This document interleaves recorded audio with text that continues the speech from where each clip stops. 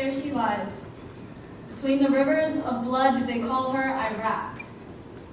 It only made sense to name her the very thing strong enough to carry the weight of her blood-drenched shirts and war-torn pants.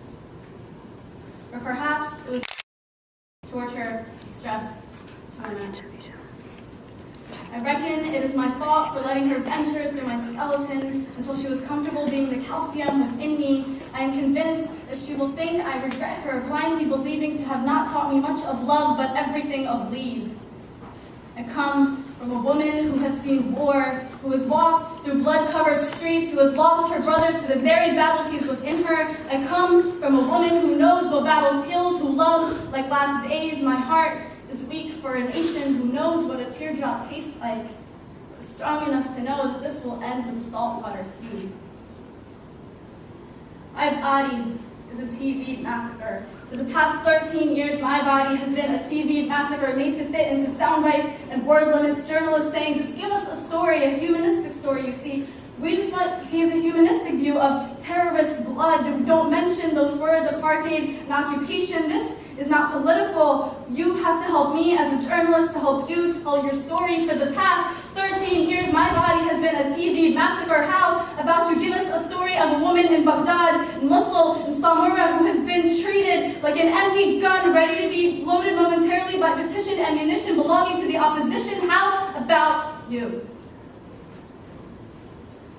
You have enough bone broken limbs to cover the sun.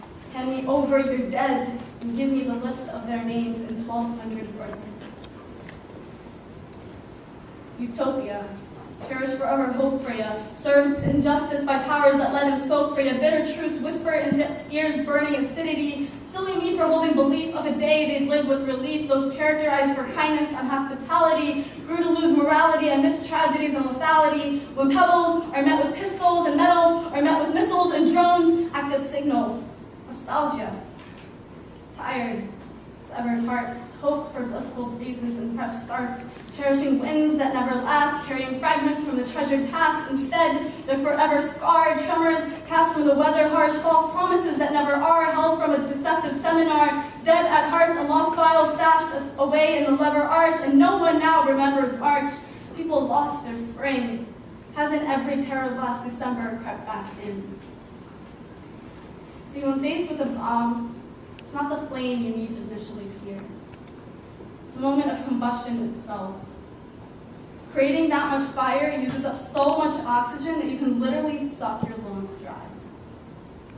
When you reflexively breathe back in, the incoming air will be extremely heated. It will sear inside of your lungs. This will be the last breath you ever take. Goodbyes are exactly like that. There she lies, between the rivers of blood. Be careful with her limbs, mend her with fine yarn, and don't rip her hem.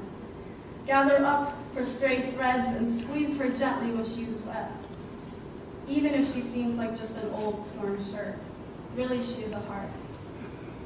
And who wept on the chest of the other? Only the wet shirt knows